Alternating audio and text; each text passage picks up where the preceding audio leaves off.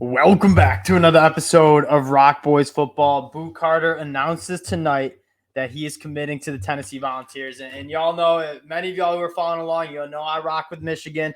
Was hoping I'd be making a video about Boo Carter coming to Michigan, but Tennessee, y'all got a really good one. I mean, this is a guy that can play on the offensive side of the ball. He can play on the defensive side of the ball. I think Boo Carter can be a special nickel cornerback. And I'm sure Tennessee fans who are checking this out have seen the 7-on-7 highlights. I've seen his highlights in general. I mean, special movement skills, special change of direction. He's a tough guy and tough tackler in the box as well. I think he fits that nickel spot perfectly. If you guys haven't gotten a chance to check out what he can do on the 7-on-7 trail and just how special not only his movement skills are, but his ball skills too, I highly encourage you guys to go check him out. Tennessee, y'all got a really good one. I'm still a little bit disappointed, but do want to talk a little Boo Carter because he is one of my favorite recruits in this 2024 class. And just in terms of how electric of a player and personality this kid is. Now, before we get into it again, just want to say shout out you guys. Y'all know I rock with recruiting. I'm really interested. Love talking about recruiting. Love talking about the new talent that's coming in to college football. For you guys who've been checking this out, appreciate you guys checking out the fellas and supporting the boys. So if you do enjoy the content, you like the updates, you like talking recruiting, consider subscribing to the channel. We just talked Tennessee a little bit ago with that running back who I really like, absolute burners. So appreciate you guys checking this out. Let's get into Boo Carter though. Boo Carter is a dude that I would be surprised if he doesn't play nickel as his primary role, but kind of like what you're seeing Travis Hunter do at Colorado. Wouldn't be surprised if Josh Heupel takes a look at Boo Carter and says, we can work him into this offense. If he's not playing full-time wide receiver, I would understand that. I think he's best fit at playing that nickel role. That being said, he's a difference maker with the football in his hands. And Josh Heupel's offense, that predicates on getting the football to playmakers in space. Boo Carter is elite with the football in space. And so I wouldn't be surprised if you saw him making a difference on the offensive side of the ball. But I do think his true home and where he could be like an all-American caliber player is that nickel spot. And you see the recruiting rankings. I think there's just an element of, and some other services like him a little bit more than 24/7. I think there's an element of just like the disrespect to that nickel spot. Like everyone is kind of upset, and for good reason. Having boundary cornerbacks who have good length and long speed, that matters. But even where the SEC is going, like offenses want to spread you out. They're going to test your ability to move and defenders' ability to play in space.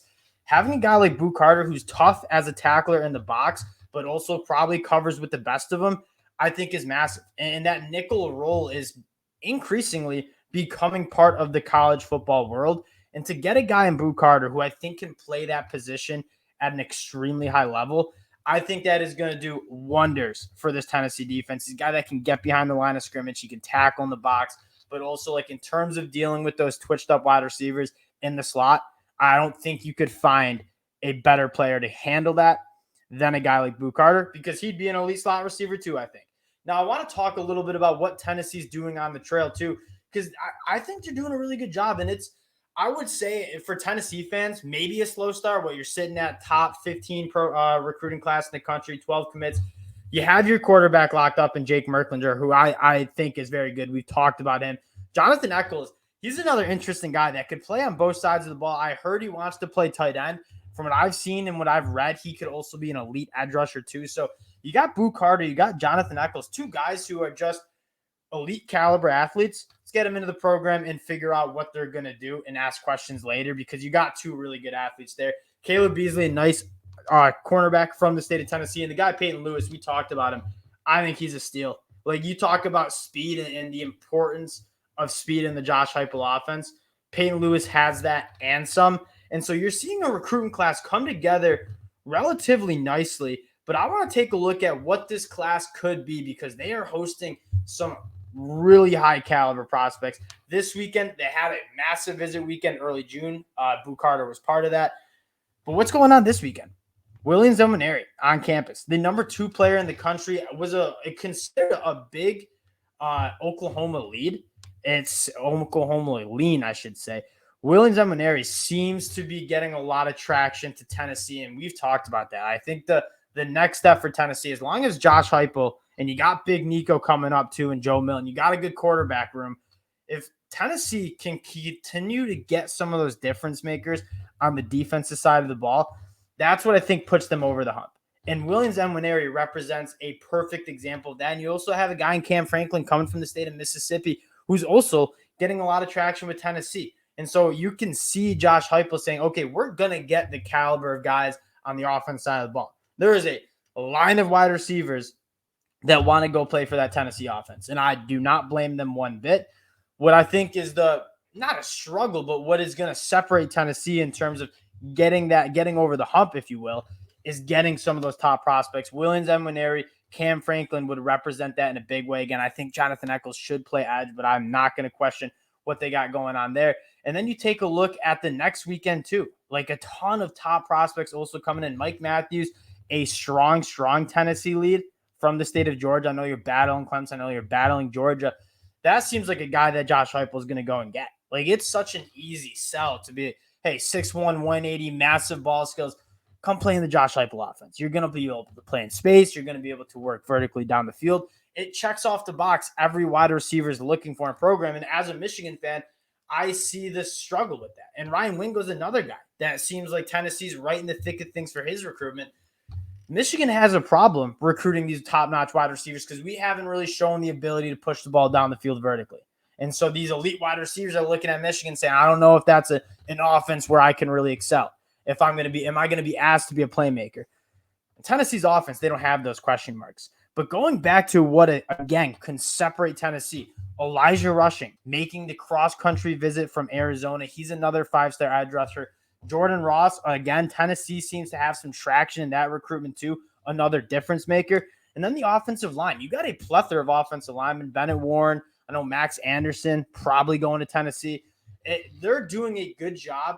I mean, Josh Heupel is going to recruit the quarterback position. He's going to recruit the wide receiver position. What I think the difference and what you want to see if you're a Tennessee fan is let's go get those difference makers on the defensive side of the ball. And I think Tennessee is doing a really good job, at least getting their name in the running for some of these top defensive playmakers. Because, again, this is a team that's always going to have a good offense. Hell, I think I could be the quarterback of that offense, and I have a horrible arm. I think put some numbers on. And that's probably a little disrespectful to Hendon Hooker and Joe, but I apologize.